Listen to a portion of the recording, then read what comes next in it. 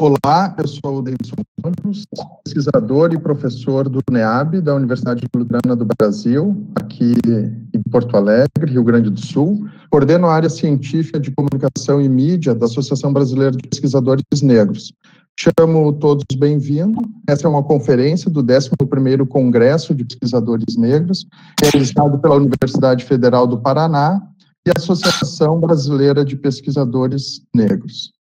Nosso convidado é o cineasta e pesquisador Joelzito Araújo, que é doutor em Ciências da Comunicação pela USP, pós-doutor pela Universidade do Texas, é autor de livros, claro, e de uma dezena de filmes, destacando A Negação do Brasil, Filhas do Vento e o seu filme mais recente, Meu Amigo Fela.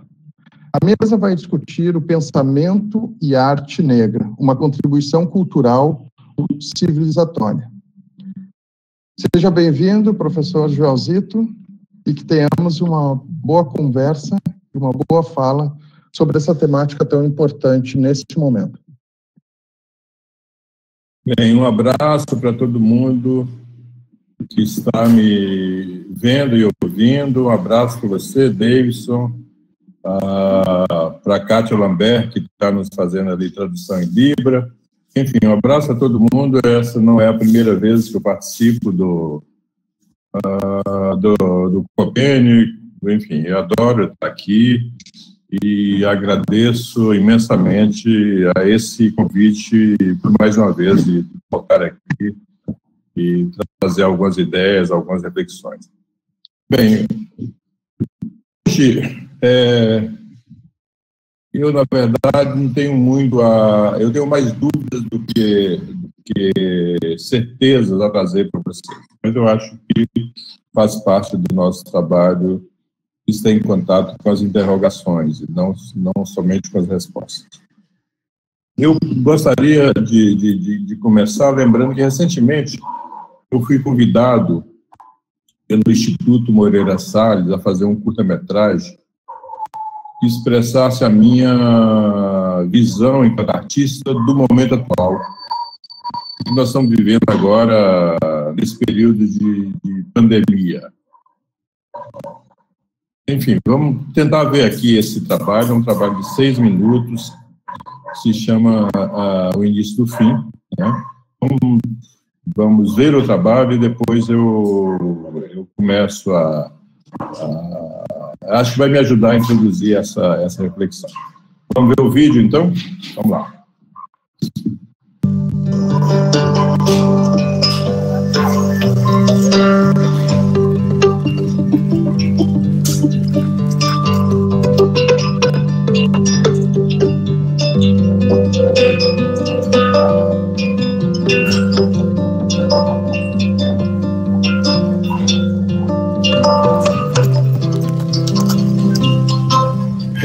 essas imagens antecedem o início do fim.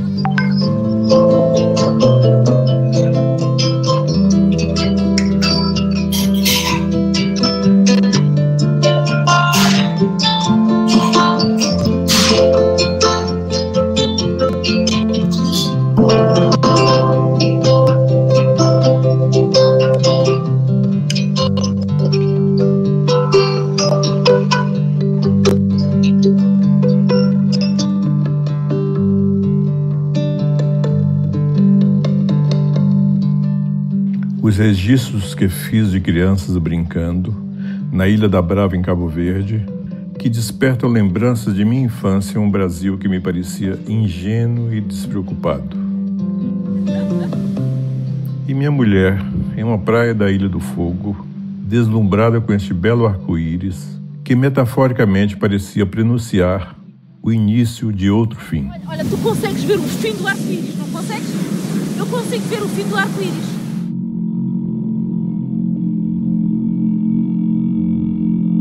Exatamente 4 horas depois desta última imagem, eu comecei a ter febre alta que me deixou 3 dias de cama. A Covid-19 tinha, infelizmente, chegado ao meu refúgio em Cabo Verde. Com a Covid-19 veio a escuridão, a fadiga, a perda do apetite, do olfato, a depressão, que trouxe uma consciência aguda de que não somente eu, mas todos nós, seres humanos, vivemos uma grande asfixia. E a percepção de vários sinais que me assombram há algum tempo, acentuados por 2 cavaleiros arrogantes do apocalipse que tocam o terror. It's going to disappear. One day it's like a miracle, it will disappear. Cara, quem fala de eu não sou governo, tá vendo? Presidente, mais uma coisa, como Eu não sou governo. Essa história de que a Amazônia arde fogo é uma mentira. It'll start getting cooler. You just watch.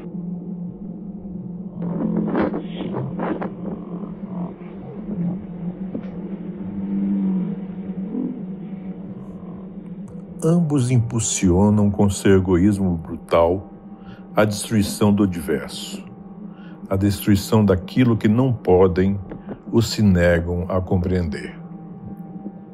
Assim como negam a força destruidora da Covid-19 nos nossos pulmões, eles ignoram as consequências para o futuro da devastação que fazem dos pulmões da Terra. Não vai ter 1 centímetro demarcado para a reserva indígena ou para quilombola. Me assusta suas profundas insensibilidades com o grito daqueles que não conseguem mais respirar. But are you willing tonight to condemn white supremacists and white supremacists and right militia? Stand back and stand by, but I'll tell you what, somebody's got to do something about Antifa and the left.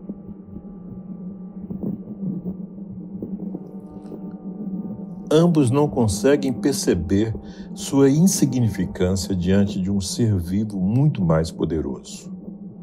A ambos escapa a consciência de que somos tão importantes quanto todo e qualquer um dos bilhões de seres animados ou inanimados que estão sendo invadidos e exterminados e que constituem esse fantástico organismo vivo chamado Terra.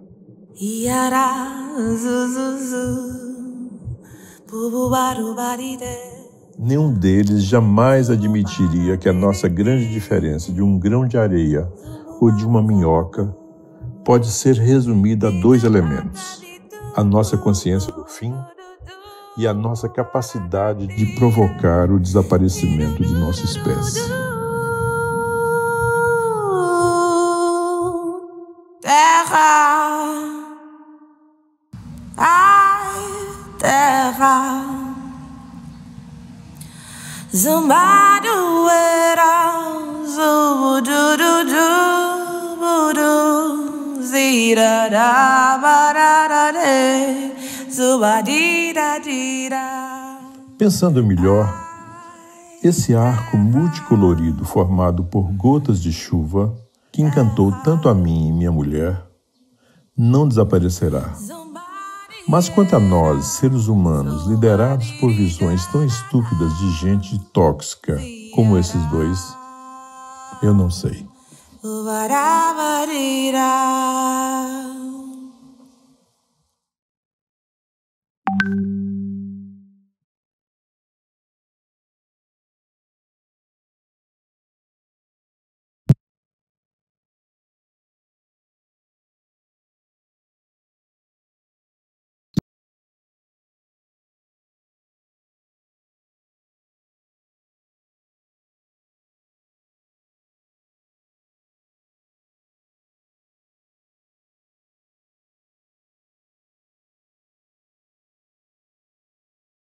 Bem, eu acho que, em síntese, esse filme pode parecer meio apocalíptico, mas ele é sincero. De fato, acho que nós vivemos o início do fim de nossa espécie, que é o título do filme. Acho que vivemos no impasse civilizacional quanto seres humanos. E a visão predominante e hegemônica que temos hoje promove o fim, o fim de uma catástrofe que começou no século XIV. Começou com o capitalismo e com a expoliação de homens e de mulheres originários da África em proveito do tráfico atlântico, em que os africanos foram transformados em homens-objeto, homens-mercadoria e homens-moeda, conforme bem analisa Achille Mbembe no seu livro A Crítica da Razão Negra. Eu acredito que nós vivemos o crepúsculo de uma sociedade governada por macho branco ocidental. Estamos percebendo que esse macho branco está tombando, mas que ele cai atirando e pode nos levar juntos. Tanto Trump nos Estados Unidos, quanto Bolsonaro aqui, esses dois irmãos siameses são os melhores exemplos disso, do que eu estou tentando falar. Mas existem muitos outros, não só eles, né? Na Inglaterra, na Itália, em outras partes do mundo. Enfim, são forças negacionistas a serviço das petroleiras, da indústria das armas, do capital financeiro, que agem violentamente a consciência global de que estamos no início do fim de nossa existência enquanto espécie. Que enquanto seres humanos, se continuarmos a explorar os recursos da Terra como se fossem infindáveis, temos uma catástrofe anunciada. E esse macho branco reage de forma muito hostil, com muito ódio, contra essa sua perda do domínio sobre a mulher, do domínio sobre outros seres humanos de outros grupos raciais, dessa perda do direito que eles se sentem de explorar de forma consequente os recursos da terra. Mas para nós, afrodescendentes, intelectuais, pesquisadores e artistas, a pergunta é: o que nós podemos fazer para dar um novo passo fundamental diante dessa grande crise que vivemos a nível planetário? E que, do meu ponto de vista, tem seus fundamentos no tráfico de africanos desde o século XIV.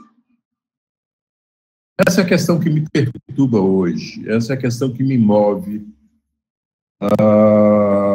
especialmente como artista. Aqui, como eu já disse, eu não trago solucionáticas, eu trago problemáticas, vertendo a brincadeira do mais famoso filósofo mineiro, o jogador de futebol da Maravilha. Eu me pergunto qual o novo passo temos à frente depois de termos destruído no Brasil o mito da democracia racial. depois de termos feito uma parte considerável da esquerda compreender que existe um extermínio da juventude negra nas periferias, aliás, que sempre houve um genocídio da população negra e indígena no Brasil. Depois de inúmeras pesquisas em que demonstramos as profundas desigualdades raciais no campo da educação, do trabalho, da saúde, do meio audiovisual, entre outros. No período recente, depois de termos popularizado os conceitos de racismo estrutural, lugar de fala, depois de chamarmos a atenção da intelectualidade progressista para o conceito político-chave, entendimento do ter, após o trabalho de Foucault nos anos 80, o conceito de necropolítica de Achille Mbembe. Enfim, é o próximo passo que temos que dar. Acho que esse é o Copene é um lugar especial de lançar essas dúvidas, né? Ou seja, eu tenho a sincera e grata satisfação de perceber que desde o primeiro Copene até hoje nós temos dado vários passos e temos várias conquistas na sociedade brasileira. Cotas, terra para quilombolas, e esses conceitos fundamentais e essas compreensões fundamentais que eu acabo de falar aqui. Mas eu repito, e agora? Quais são os próximos passos que temos de dar diante desses desafios globais que temos? Desafios globais que são desafios locais também. E aqui eu retorno ao Achille Mbembe, nas conclusões do seu livro, Crítica da Razão Negra, e pergunto o que nós podemos fazer para restituir aqueles e aquelas que passaram por processo de abstração e de coisificação na história, para restituir a parte da humanidade que lhes foi roubada. Acho que essa é uma das grandes questões contemporâneas que temos. Repito que eu não tenho respostas, eu procuro respostas. Eu me sinto aqui junto com meus pares e gostaria de incentivar os pesquisadores, aos pensadores, a se debruçarem sobre essas respostas a esses desafios do nosso tempo. E entre algumas questões e reflexões que existem, eu gostaria de destacar uma contribuição que me ilumina bastante no período atual, que vem do nosso Muniz Sodré, especialmente para a sua alerta de que o Brasil, historicamente, se calou sobre a contribuição civilizatória dos negros para a cultura brasileira. Entendendo civilização, como diz ele, como uma espécie de entidade cultural mais ampla. Ou seja, o conceito de civilização, ele ajuda, é um conceito referente a todo o padrão de conquistas materiais, econômicas, científicas, tecnológicas, etc., alcançado por povos ou países agrupados segundo ancestralidade, história, religião, costumes e valores. Portanto, não temos apenas dado uma contribuição cultural para o Brasil, através da comida, da feijoada, da muqueca, ou da música, do samba, ou da capoeira, né?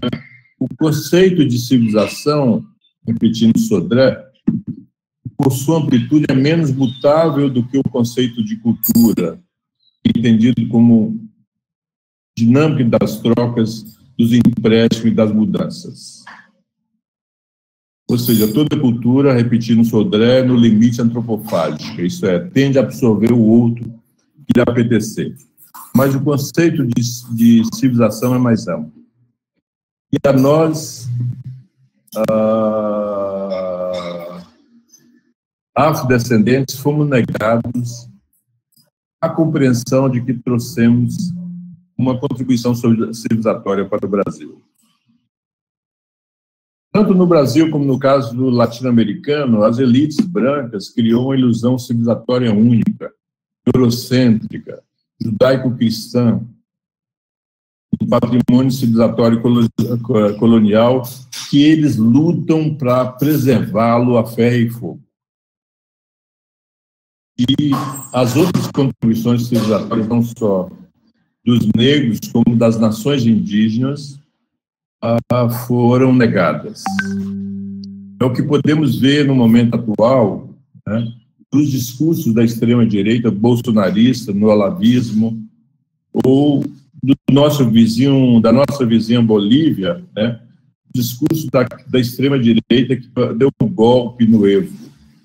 Infelizmente, um golpe fracassado agora com as eleições da Bolívia. Portanto, acho que é o momento de compreendermos o Brasil através de conceitos mais amplos, que é afirmando e esclarecendo a contribuição civilizatória dos africanos e das nações indígenas.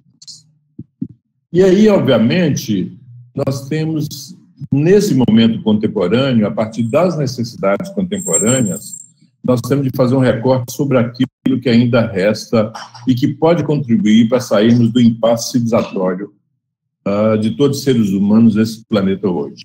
Ou seja, que essa contribuição civilizatória dos africanos que nós mantemos, né, pode ajudar na construção de uma nova consciência comum do mundo, uma convivência pacífica e não predatória do planeta.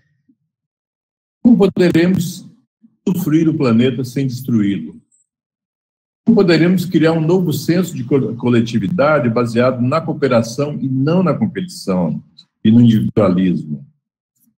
Como poderemos fazer com que os brasileiros entendam que todos nós somos intrinsecamente depositários de uma parte da humanidade? E que nós, afrodescendentes, temos uma herança civilizatória que pode ajudar a sair do impasse que vivemos atualmente. Então, eu acho que esses são os desafios que se colocam para o futuro imediato. Enfim, tudo que eu tento fazer aqui é dizer, é um momento da gente ir além. É um momento de nós começarmos a afirmar não a contribuição cultural, mas a contribuição que nós trouxemos uma civilização para cá, civilizações para cá. E eles podem ser parte da solução, não é parte do problema. É isso. Agora quero conversar um pouco com o Davidson.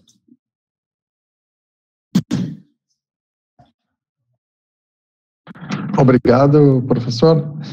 Enquanto o senhor falava, eu pensei muito, né, em alguns princípios que o próprio professor Sodré coloca, dessas barreiras que são colocadas a essa contribuição civilizatória afro-brasileira e indígena à nossa cultura. Ele fala sobre a questão, primeiro, da negação, que isso é, digamos assim, a questão primeira colocada, né? Mas também do recalcamento dos aspectos identitários positivos das manifestações simbólicas e materiais, né, de origem negra e também da origem indígena, e mais, né, isso feito através da estigmatização escura frente a essa dominação branca.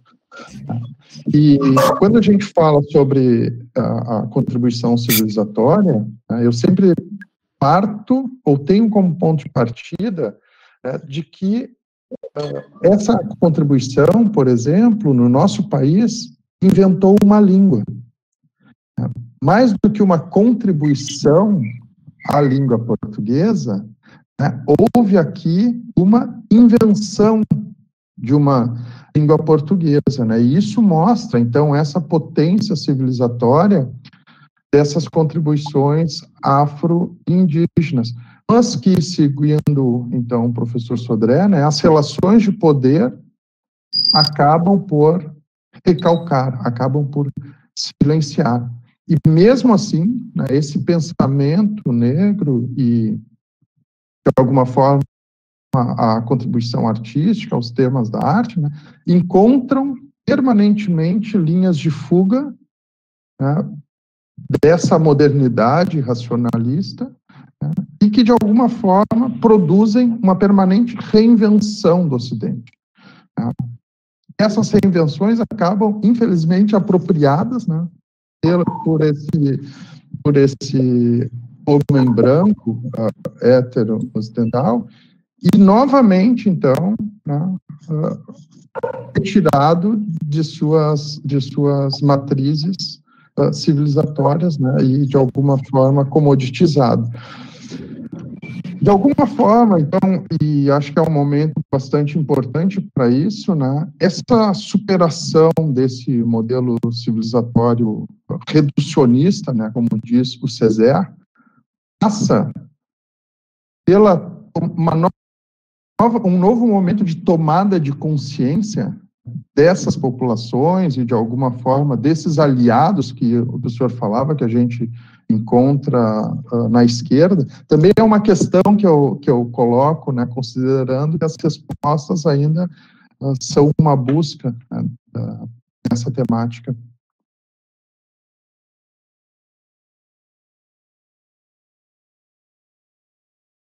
E a ideia, então, né, assim, do que tem sido chamado de debate decolonial, se coloca, de alguma forma, como resultado da disputa secular dessas culturas, né, desses princípios civilizacionais, das populações violadas.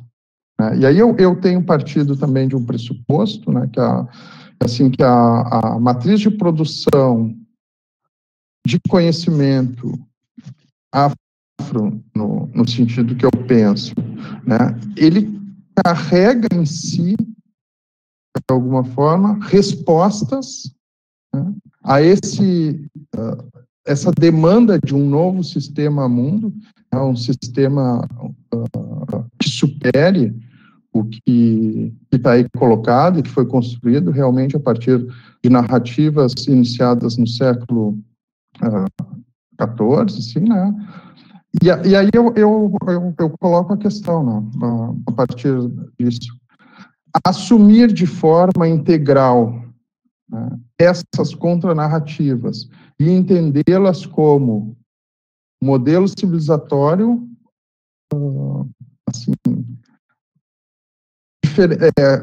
como uma ruptura do modelo civilizatório, seria, nesse momento, a partir desse momento, uma possibilidade de que não seja o início do fim, digamos assim?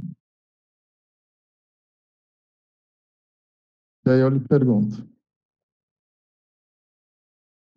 Antes a sua pergunta, eu queria só fazer uma pequena observação de uma coisa que você comentava no início, sobre a nossa contribuição para o jeito de se falar o português do Brasil. Aqui em Cabo Verde, em Portugal, eu comecei a observar uma referência ao português do Brasil que eu acho muito bonitinha, eu curto bastante. A minha mulher, inclusive, que é cabo-verdiana e que estudou, fez a universidade em Portugal, ela mesma fala assim, não, porque o brasileiro, se referindo à língua no Brasil. Então, não é assim, o português do Brasil é assim, o brasileiro como língua. Né? Eu acho muito bacana isso, porque, de fato, a forma em que o português foi conformada, né, pelo encontro com as línguas africanas, pelo encontro com as línguas indígenas, né, nos trouxe uma série de diferenças que são muito apreciadas. Por exemplo, falar aqui em Cabo Verde, eu estou falando, nesse momento eu estou em Cabo Verde, na cidade da Praia, na capital do país, né, acaba sendo até vantajoso, as pessoas adoram ouvir português, mas vocês falam, é tão bonito o jeito que vocês falarem, etc. Enfim, então é só um exemplo do que você puxava no início como contribuição. Olha, eu acho que, indo para a sua questão, eu acho que nós temos inúmeras contribuições a serem dadas para evitar o fim. Porque, na essência, o que nós temos de pensar é como reconfigurar, né, nossos valores, nossos comportamentos, nossa forma de imaginar nós mesmos, a relação entre nós e com a natureza, né, que fuja dessas heranças civilizatórias que são tão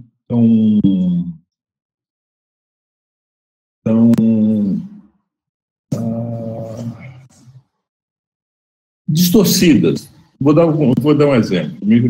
Eu ia falar eurocêntrica, mas no sentido do centrismo no eu, não no centrismo da Europa, né? É porque, na verdade, assim, a nossa herança colonizada e colonial das religiões judaico-cristão nos ajuda, nos faz compreender como se nós fôssemos centro, nós recebêssemos a Terra como um playground que nós podemos usar à vontade, né? Nós somos o centro do universo. Tudo está à nossa disposição. Nós não integramos o universo, nós somos as crianças mimadas e protegidas em que a Terra pode ser usada, pode ser espoliada, né? Porque nós somos filhos de Deus. Nós que somos filhos de Deus, né? Nós temos direito a esse uso. Então, por exemplo, isso é um tipo de distorção de uma herança civilizatória que eu acho que é nefasta. É um exemplo, né? E não de nos compreendermos como parte de um organismo, como eu compreendo, de um organismo vivo, nós temos a mesma importância de que qualquer outro organismo vivo, como eu citava no meu filme, nós temos a mesma importância de uma minhoca. Nós temos a mesma importância do leão, do gato, do rato, da barata, do ponto de vista desse organismo vivo.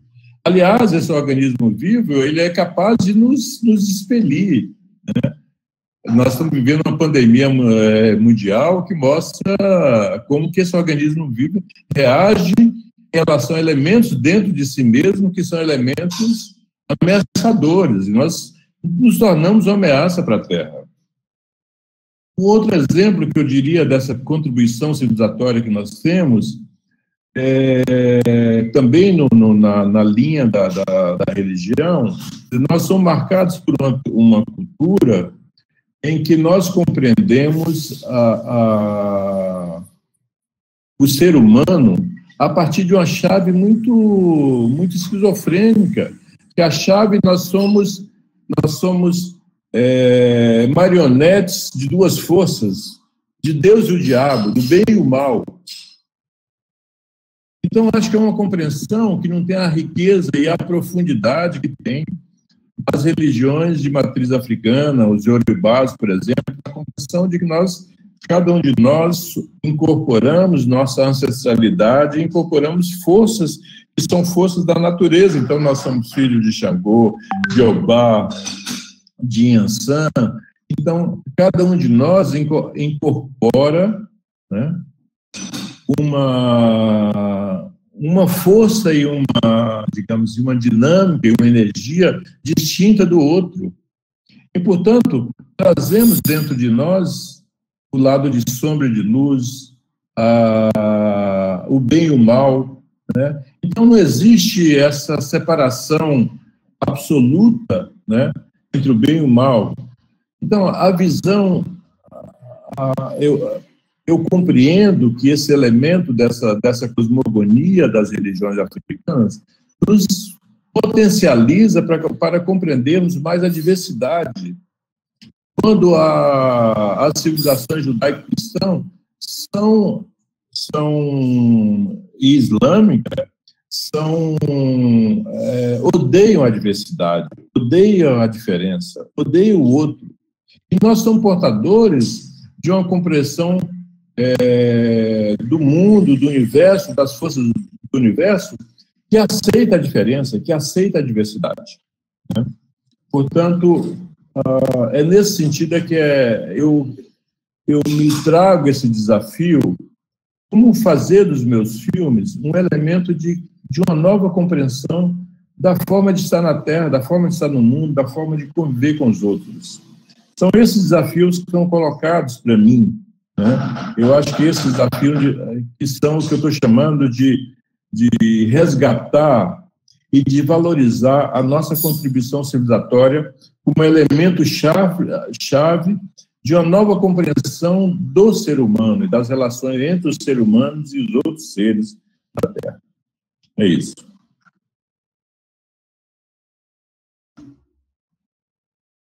O Césaire fala assim, que a Europa, através do colonialismo, né, produziu um vazio em torno, né, dos seus princípios, do seu entendimento de humanidade, principalmente, do seu entendimento de civilização, né, em última leitura, baseado, então, nesse racionalismo cartesiano, que o senhor falava, que efetivamente promove a divisão, né, promove uma divisão entre mente e corpo, promove uma divisão entre eu e o outro, né, sem possibilidade de alteridade, e que, de alguma maneira, e aí eu vou ao encontro do que o senhor dizia, né, contraria essa experiência, principalmente de matriz africana no mundo, né, que é uma experiência que efetivamente aponta para outra forma de estar no mundo, né, outra forma de conhecer o mundo. É uma forma que privilegia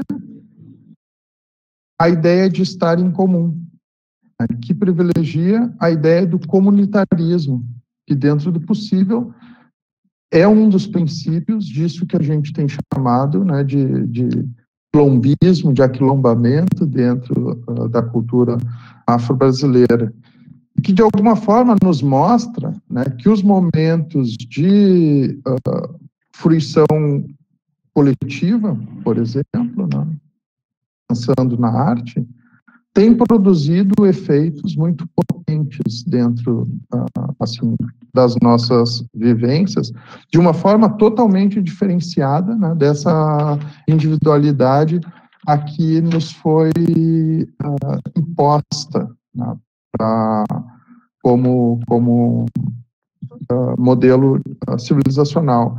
Então, eu particularmente, aí vou fazer um comentário, tenho, e acho que a partir dessa experiência que eu tenho chamado de experiência da roda, né, como um lugar que nos constrói elementos para pensar a partir desse outro lugar, né, seja pela ideia de experiência que possibilita, né, que é sempre uma experiência, no caso nosso, material e simbólica, pela questão do comunitarismo que ela proporciona, porque ela só é possível, né, com a integração dos corpos, constituindo um.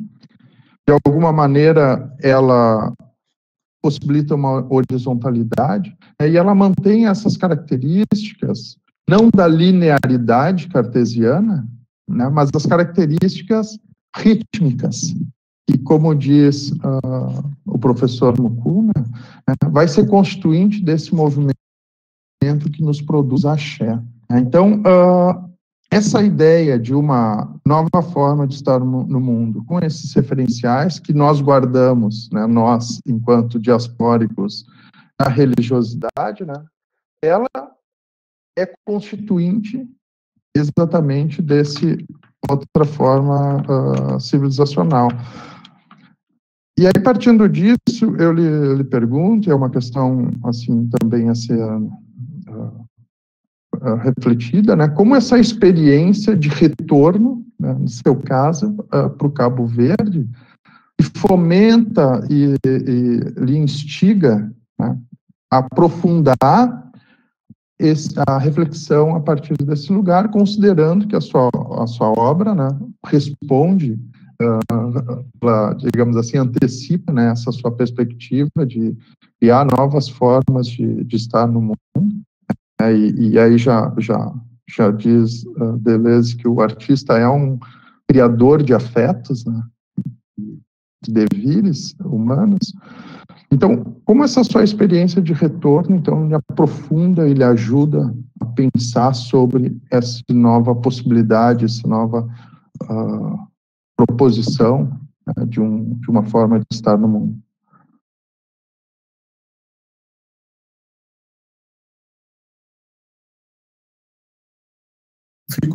Antes de tudo, eu fico muito feliz de ver como nós estamos alinhados em termos de reflexão e de pensamento. Gosto muito de te ouvir, né? E fico feliz de ver que essa nova geração de intelectuais, de professores universitários, né, estejam tão mergulhados, né, na busca dessas possibilidades, dessas demonstrações das contribuições civilizatórias que nós herdamos, né? Então, parabéns, adorei te ouvir mais uma vez. A minha presença em Cabo Verde, na verdade, eu generalizaria. Eu diria a minha presença na África, porque uma das boas coisas que meus filmes me deram é essa possibilidade de circular por vários lugares da África, desde 2001, desde a negação do Brasil, é que eu tenho essa chance de ir em vários quadrantes da África, de vivenciar culturas distintas da África, de ver os seus problemas, de ver as suas riquezas. Só um segundinho só. Só um segundo.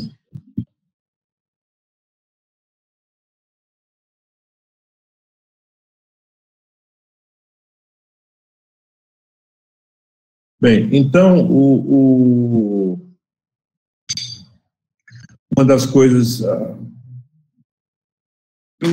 que eu percebo, assim, especificamente no Cabo Verde, que é um país que eu gosto muito de estar, que eu acho muito desafiante para pensar no futuro, né? Porque é um país de poucos recursos naturais, né? Cabo Verde não tem petróleo, Cabo Verde não tem diamante, Cabo Verde não tem carvão, não tem, enfim. Cabo Verde tem pesca e tem turismo, né?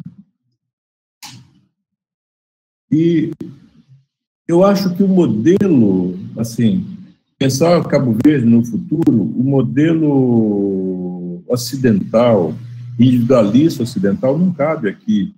Aliás, são sociedades, aqui é uma sociedade muito coletiva, muito familiar, até mesmo, eu diria, meio matriarcal, né? Mas muito baseada na cooperação, muito baseada na solidariedade. Se as pessoas não forem solidárias umas com as outras, elas não conseguem sobreviver, né? Então, eu acho que as soluções para o futuro passa também por uma reconfiguração da compreensão das formas de viver coletivamente. Isso também é um desafio que se coloca aqui, né? Cabo Verde é um país, sempre foi um país meio de passagem, tem mais cabo-verdiano no mundo do que aqui na própria terra. Aqui vivem cerca de 550 mil cabo-verdianos, mas eu acho que tem o dobro ou o triplo disso na Europa, nas Américas, né? Mas se a gente olhar para o passado, o cabo-verdiano sempre foi assim. Cabo Verde, antes da colonização, não vivia ninguém aqui, e os portugueses usaram Cabo Verde como um lugar de depósito de escravos e de envio desses escravos para o Brasil, né? Então, Cabo Verde sempre teve essa coisa de ir para fora, do cabo-verdiano ir para fora. Bem, mas enfim, então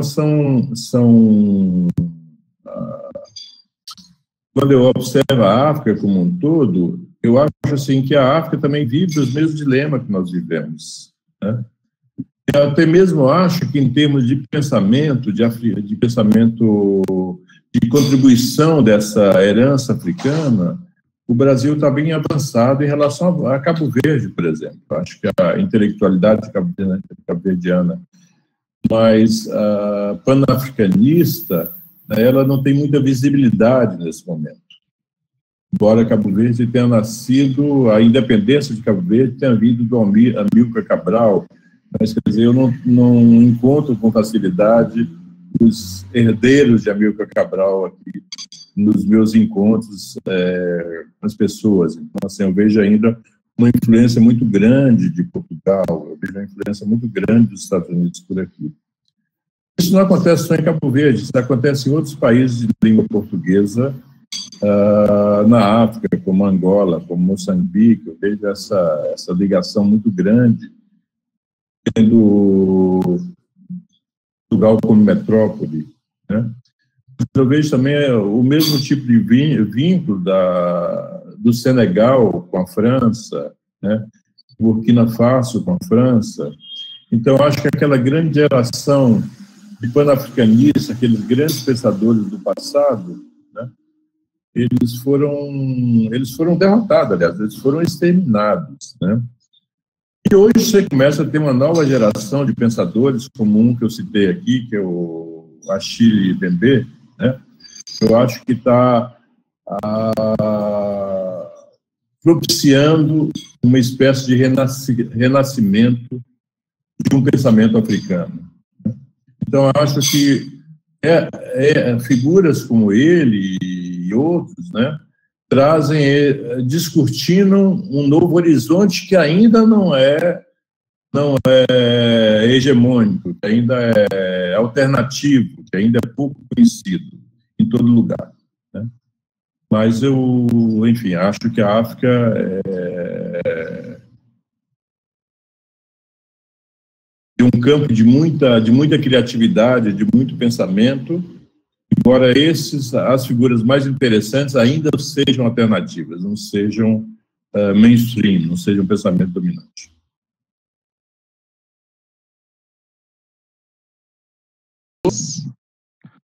O senhor fala de um renascimento de um pensamento africano. Isso, de alguma forma, é um movimento, né, que pode ser observado assim, em termos da provocação, né, que existe hoje no campo acadêmico, no campo de produção de conhecimento e também de visibilidades, né? As culturas do continente de África e suas produções, elas começam a ter uma maior circulação. E esse movimento, e aí é uma questão, né, também pode, de alguma forma, ser visto no Joelzito como um produtor, né, de cinema, um produtor de bem simbólico, que parte, né, do início dos anos 90, melhor dizendo, pensando na alma negra na cidade, né, e que hoje discute, a partir de um filme como Meu Amigo Ferna, né, nessa complexidade que é o panafricanismo, de alguma forma, e essa territorialidade que foi construída. Como é que se dá esse deslocamento do cineasta, né, do homem pensando o seu tempo, pensando o seu mundo, né, e que leva a essas provocações que o senhor nos traz aqui nesse momento?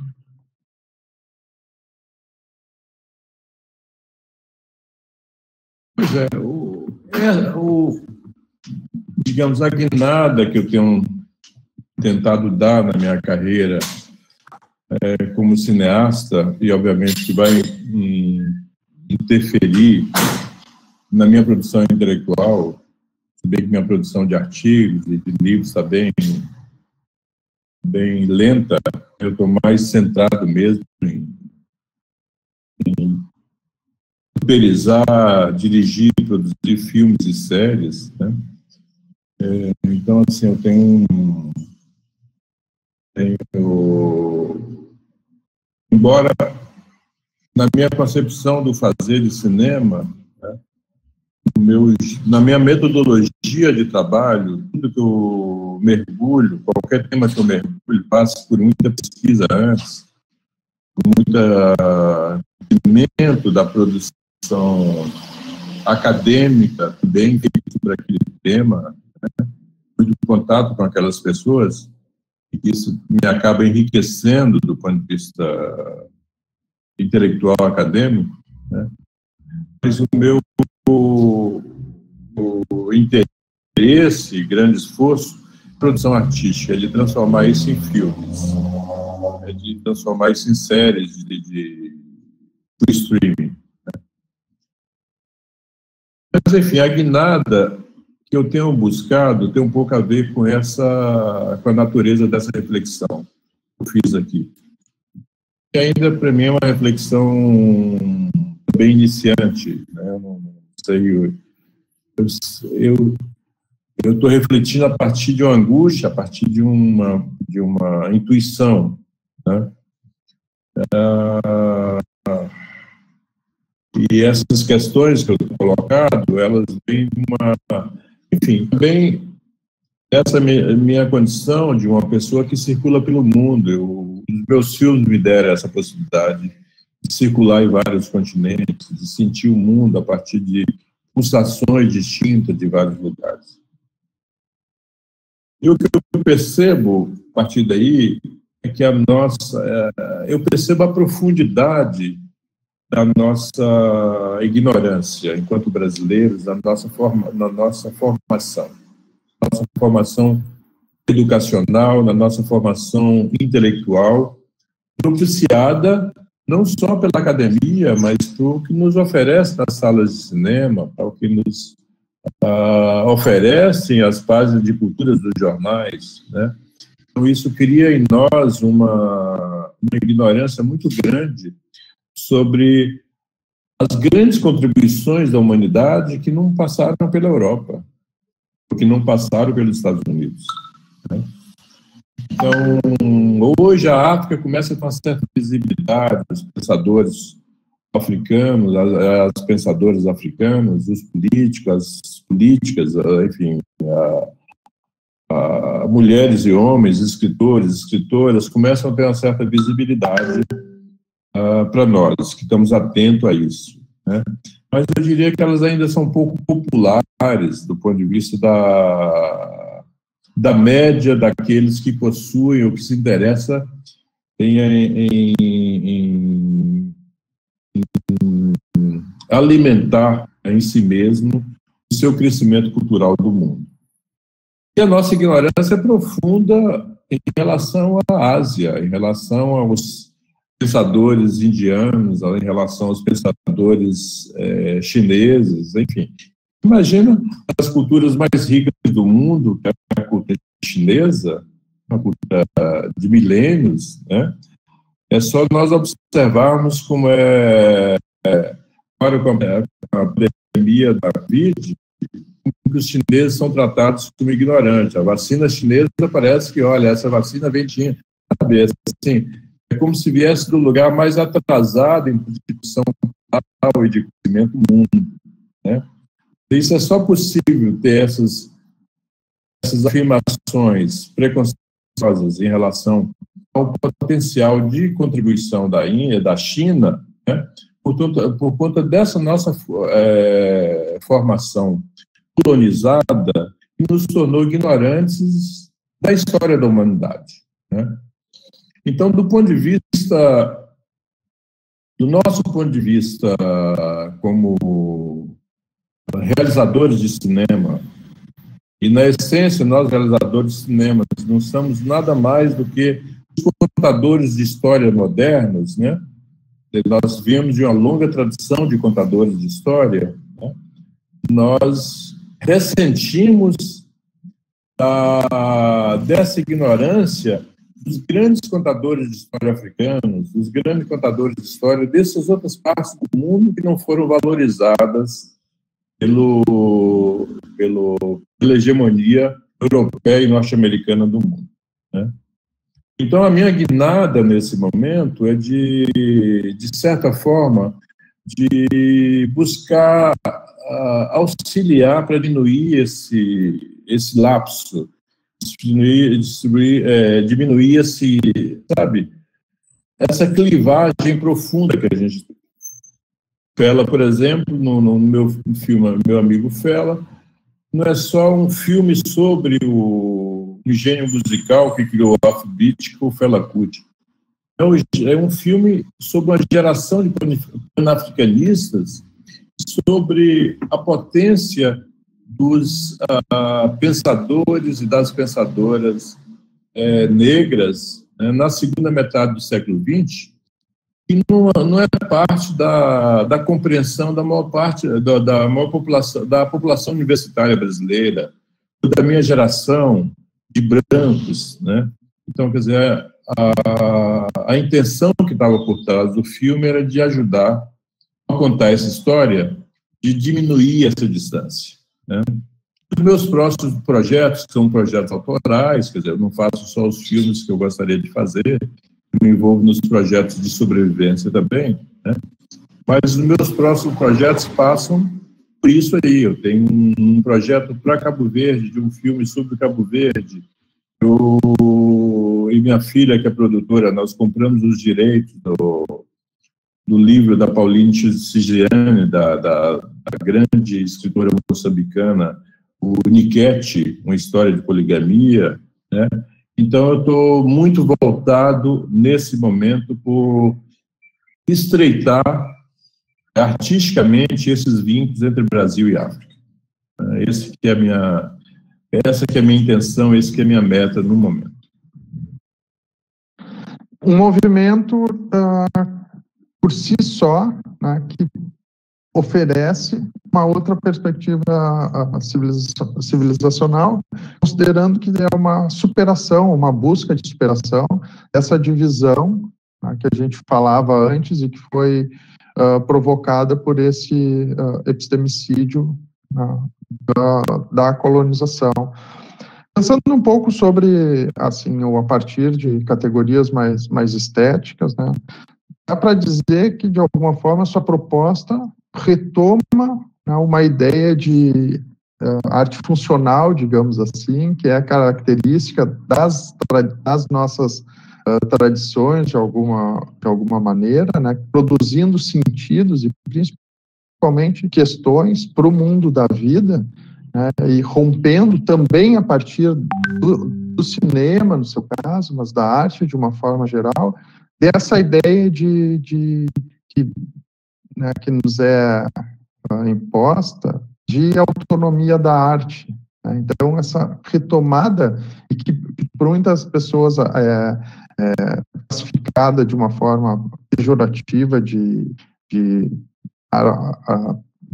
política, né, de manifestação política, mas que tem muito daquilo que eu falava de linha de fuga, né, de um reencontro, uma religação com uma tradição da forma de produzir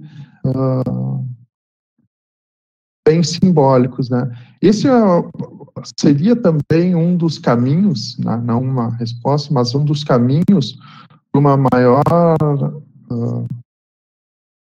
da contribuição da arte, né, de uma forma entendida de uma forma geral, dessa produção simbólica, para um novo modelo civilizacional. A senhora pensa dessa forma?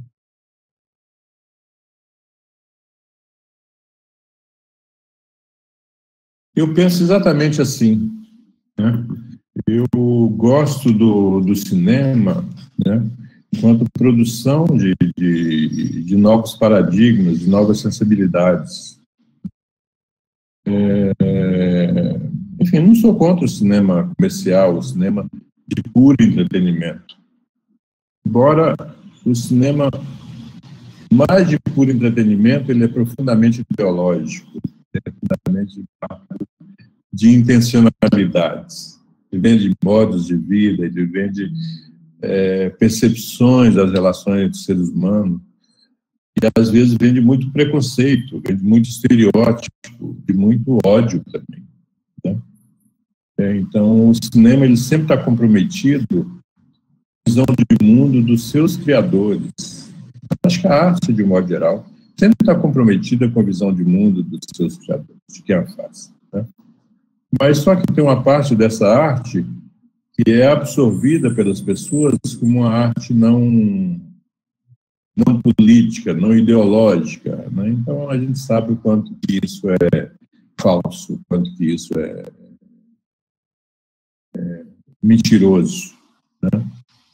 Mas eu, particularmente, eu gosto do cinema como um desafio, como uma nova janela, sabe? Para ver o nosso cotidiano, né, de perspectivas que não foram vistas por ninguém antes, entendeu? Então, acho essa possibilidade no cinema me encanta muito, né?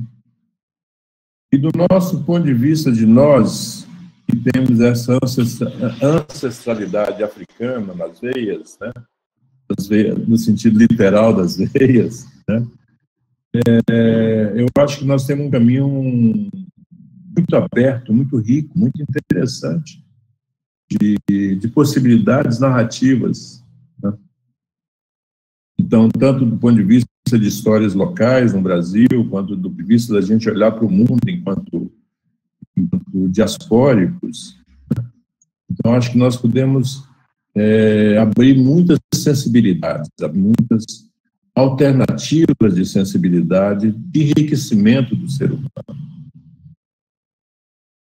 Me preocupa muito esse momento que a gente vive, decorrente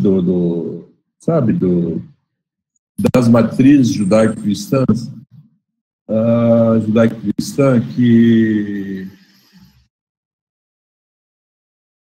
sabe, que mudou muito careta a visão do mundo, muito limitadora, muito, sabe? Então, acho que a gente vive um momento de muito puritanismo cristão, né, imperando na produção de filmes, por exemplo, né? Eu acho que os filmes, uma parcela dos filmes comerciais tem contribuído com uma certa com o crescimento da violência no mundo. Enfim, então eu particularmente estou interessado nessas alternativas que possam ser enriquecedoras. Mesmo que eu saiba que produzir filme assim, eu vou sempre estar atingindo uma parcela minoritária das pessoas que poderiam estar vendo esses filmes, né? Eu me interesso muito mais de ajudar na formação de sensibilidades, de pessoas que vão ser influenciadoras de outros, influenciadoras no bom sentido, do que fazer um filme ou fazer uma série mainstream, né, que ajuda a vender pipoca ou que ajuda, sabe, a aumentar o número de assinantes de um canal de streaming, né, do que exatamente de abrir alternativas da gente construir uma sociedade mais interessante. Então, eu estou muito mais com essa hipótese. Óbvio que eu adoraria fazer um filme que tivesse milhões e milhões de pessoas assistindo. Mas para eu fazer isso, eu não abriria mão, né, de estar criando janelas novas, de estar criando alternativas novas que fossem mais humanistas, que fossem mais ecológicas, que fossem mais, enfim, mais ligadas aos desafios que nós temos. E o papel da universidade, assim, enquanto lugar, né, enquanto validadora e produtora de conhecimento, como é que o senhor vê as possibilidades e a abertura né, dessa instituição para esse debate que se coloca, e claro que pautado pelos pesquisadores negros e os nossos aliados, de uma forma geral, né, mas como instituição, esse é um lugar também em que o debate se coloca, né? Como é que o senhor vê esse espaço, o senhor que tem uma trajetória acadêmica também, uma vivência dentro desse lugar? Pois é, olha, obviamente que a Universidade Brasileira ela é vítima dos mesmos problemas que a gente encontra em outros lugares. E eu acho que a Universidade Brasileira ela ajuda pouco, né, ao crescimento do Brasil, ao crescimento enquanto nação, enquanto civilização, especialmente porque ela ainda é muito conformada, né, por uma certa subserviência colonial, né, e é conformada também por uma visão geopolítica limitada de nossas elites. Então, Bolsonaro não está no poder nesse civilismo em relação aos Estados Unidos só pela estupidez dele, mas ele reflete uma parte do pensamento da elite política e empresarial do Brasil, né?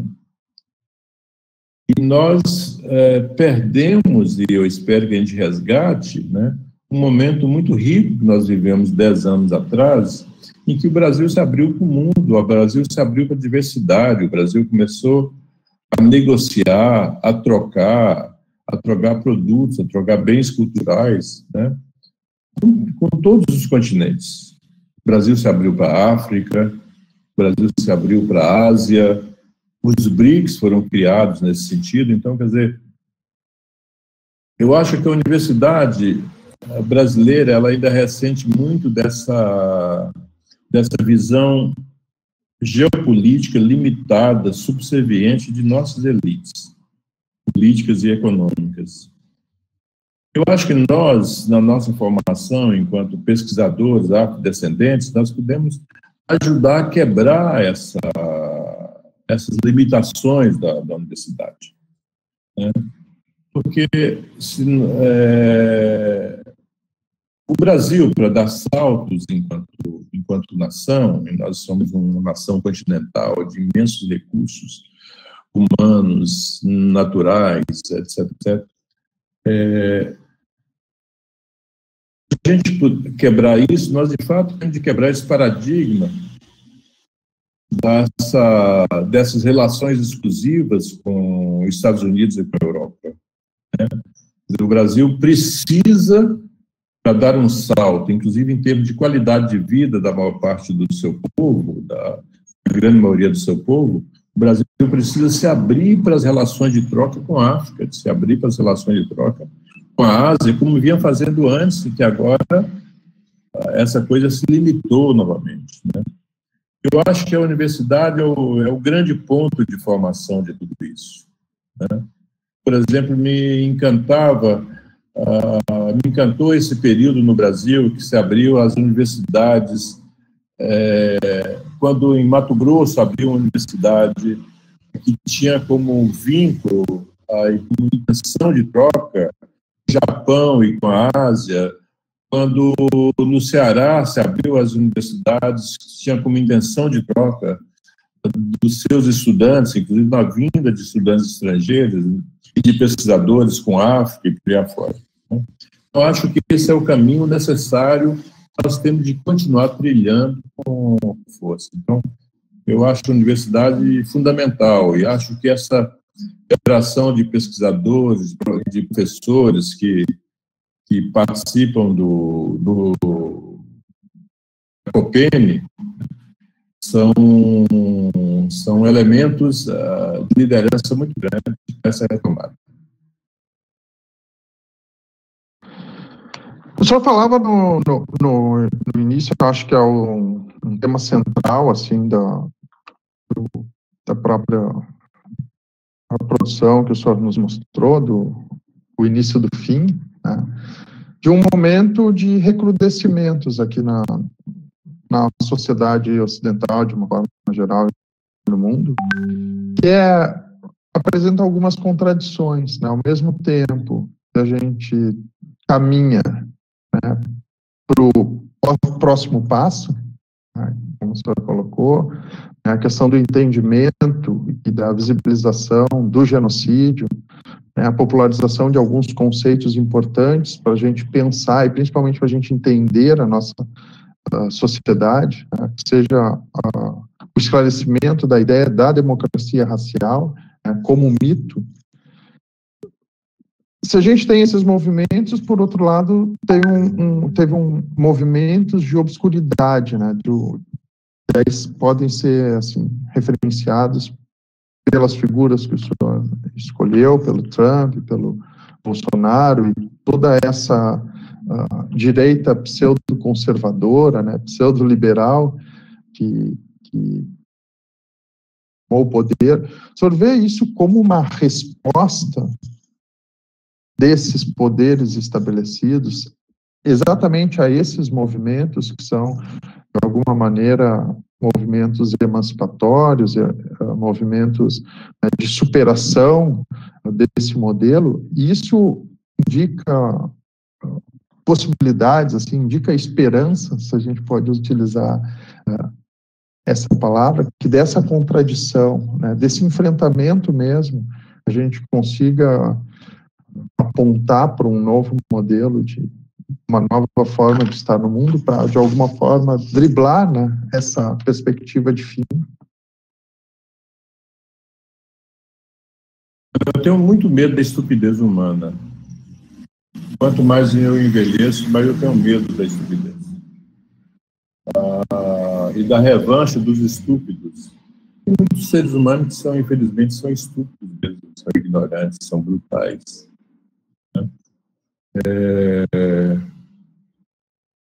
E no caso brasileiro, o que eu vejo acontecendo agora tem muito a ver com a metáfora que eu usei do faroeste, daqueles que caem atirando, né? Eu acho que eles estão caindo atirando pesado. Acho que eles estão caindo. Eu acho que o bolsonarismo não se sustenta, sabe? Por muito tempo, né? Mas é uma reação. Agora, é uma reação de uma coisa que sempre existiu e que antes estava numa posição confortável. Então, por exemplo, o que acontece no Brasil hoje é que eu acho que nós estamos numa posição mais confortável do que no passado. Nos anos 70, nos anos 60, nos anos da minha formação de juventude, né, essas vozes, esses pensamentos estavam sufocados, né? A gente tinha muito pouca possibilidade. Eu acho que hoje nós temos uma presença maior na cultura e na sociedade brasileira, infinitamente maior do que foi aquele período. Então, eu vejo que a gente vive, nesse sentido, uma positividade. Só que aqueles que estão caindo sempre tiveram poder, né, e tiveram muita capacidade de destruição. E diante do tombo, né, eles parecem querendo levar todo mundo para o precipício, né? Se for para cair, vai cair no precipício e vai levar todo mundo junto, né? Quer dizer, vai levar a manada inteira junta. Mas eu concordo com muita gente, isso não é nada original na minha percepção, a percepção de muita gente. O Brasil sempre foi muito conservador, sempre foi muito racista, sempre foi muito machista, né?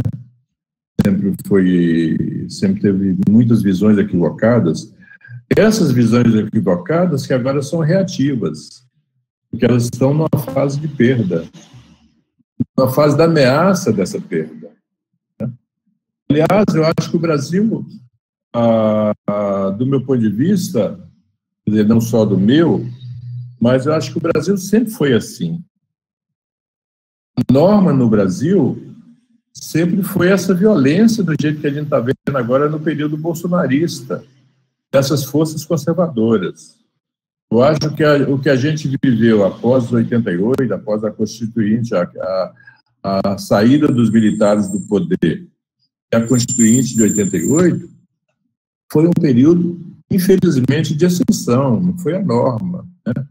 Então, nós voltamos à norma. Nós não estamos vivendo a exceção, né? É que toda uma geração aí que cresceu nessa norma da democracia, de um país cheio de possibilidades, trocando com o mundo inteiro, sabe? Criando universidades, facilitando o pensamento e a criação de muita gente, né? Quer dizer, o nosso cinema saiu da era Collor, lá de 2 filmes produzidos por ano para 150 filmes, até o final do governo Dilma, né? Então, quer dizer, os 150 filmes que a gente vivenciou do cinema brasileiro produzindo por ano é a exceção, não é a norma. A norma sempre foi sufocar o cinema brasileiro, né? Sempre foi sufocar as vozes artísticas do Brasil. Então, acho que a gente está vivendo, nesse momento, nós estamos vivendo a norma. A novidade é que, a minha sensação é que nós estamos vivendo dentro da norma, a gente está vivendo um grupo que tem a percepção da queda, que está reagindo com muita agressividade, exatamente porque eles tendem a quase desaparecer. Então, assim, no meu complexo de Poliana, eu espero que eles desapareçam mesmo nos próximos decênios. Mas eu tenho certeza que eles não desaparecem em 2, nem 4, nem 6 anos. Vão demorar a desaparecer. Acho que tem um conjunto de pensamentos críticos no Brasil hoje, né, que vão, na nossa retomada, né, de uma nova plenitude democrática, né, nós vamos ajudar a consertar muito mais o Brasil do que essa geração que veio aí pós-68 conseguiu consertar, né? É o que eu espero. É o que eu espero se a gente não chegar ao fim, né? Acho que também o fim da espécie humana no planeta, eu acho que não é o fim do planeta, é o mesmo com a quantidade de bombas atômicas que um menino egocêntrico, né, que no tanto poderia explodir, né? Mas eu acho que não vai ser o fim do planeta, vai ser o fim da nossa espécie, não o fim do planeta. Se a gente não for capaz de conter o aquecimento global, não capaz de conter a destruição de milhões de espécies, como estão sendo acontecendo agora, se não formos capazes de criar uma vida mais sustentável e equilibrada no planeta, que eu acho que pela cooperação e não pelo individualismo, não essa eucentrismo, né, do que nós vivemos agora. Tá certo, professor. Eu acho que a gente falou sobre várias questões, né? A gente pode encaminhar, então, um encerramento. Eu lhe faria uma última provocação, né, a partir do que nós nos propomos a falar, né? Então, pensamento e arte negra, uma contribuição cultural, uma contribuição civilizatória. E quais os indicativos, né, que o senhor observa de uma forma sintética, a partir de tudo que nós já falamos, essa contribuição? Pois é, quando eu sugeri esse título, eu só queria dizer o seguinte, é que nós temos de compreender que o movimento do cinema negro, os intelectuais negros, né, tem que dar um passo além. Nós não temos só que dar uma contribuição cultural para o Brasil, né? Eu acho que nós temos de dar uma contribuição, nós temos de reunir as nossas heranças, né, civilizatórias da contribuição negra, né, para dar um passo civilizatório. Passo civilizatório no sentido de um pensamento global, de um pensamento global nos vários aspectos, né? Global tanto no sentido de várias correntes e linhas de pensamento, de produções científicas e acadêmicas interagindo, né, entre si, como global no sentido de pensar na Terra, de pensar no planeta Terra, porque eu acho que a gente entrou em um momento que nós temos de pensar no planeta Terra, e não só de pensar no Brasil, não só de pensar na cidade do Rio de Janeiro, na cidade de Porto Alegre, né? Nós temos de pensar essas coisas juntas, né? Então, acho que nós, como artistas e como intelectuais, como pensadores, como pesquisadores, nós temos de ajudar a criar esse paradigma, né? Um paradigma muito diverso, muito, né, do qual muita gente tem a contribuir, não só os intelectuais negros, mas os intelectuais indígenas, como o PNAC e tantos outros que estão despontando aí na sua capacidade de pensar a Terra de uma forma não destrutiva, né? Então, por isso que eu acho que a gente tem que pensar em termos de civilização, né? E não só em termos tópicos de cultura. Então, não estou interessado em pensar na cultura cinematográfica, etc. Eu acho que a gente tem de se integrar e pensar soluções mais globais. Por isso que eu acho que a palavra civilizatória ela é mais coerente com as necessidades do momento do que a palavra cultura, conceito de cultura. Bom, agradecer, então, ao professor Joelzito Almeida hoje. Acho que é uma conversa que não se encerra, né? Como o senhor colocava no início, mas levantar questões, apresentar questões, porque, afinal, é isso que nos move em todos os sentidos, né? Como seres humanos e também como intelectuais, como artistas. Eu não sei se o senhor gostaria de falar mais alguma coisa? Não, estou satisfeito. Não, é como eu disse no início, eu estou trazendo problemáticas e não solucionáticas, né? E eu gostaria muito de... Eu estou muito atento à produção intelectual de muitos da COPEN, né? Eu agradeço e me mantenham na rede, me alimentem, por favor, com a produção de vocês. É o meu pedido final. Tá bom, essa então foi a mesa, Pensamento e Arte Negra, uma contribuição cultural ou civilizatória do 11º Congresso de Pesquisadores Negros, esse evento promovido pela Universidade Federal do Paraná, junto com a Associação Brasileira de Pesquisadores Negros, né, que tem efetivamente como objetivo, né, construir um pensamento que seja um pensamento com uma função social, né, um pensamento efetivamente que contribua para que a gente possa construir uma nova sociedade, né, uma nova forma de estar no mundo, que seja uma forma mais comunitarista e de respeito, né, ao planeta, como dizia, ou como disse o professor.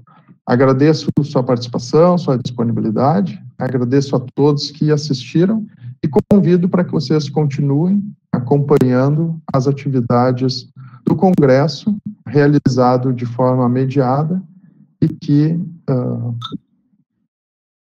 mostram, né, que apresentam um pouco disso que tem sido produzido a partir dessa outra matriz civilizatória que a gente tem buscado pautar e levar para dentro da universidade, mas também, né, nesse diálogo permanente com os movimentos negros, né, com os movimentos sociais das mais diferentes formas, seguindo aquilo que a professora Nilma sempre nos diz, né, que o movimento negro nos ensina e nós produzimos, retornamos algumas contribuições para esse movimento que já se impõe há séculos aí, e que tem, de alguma forma, questionado essa civilização que nos foi imposta.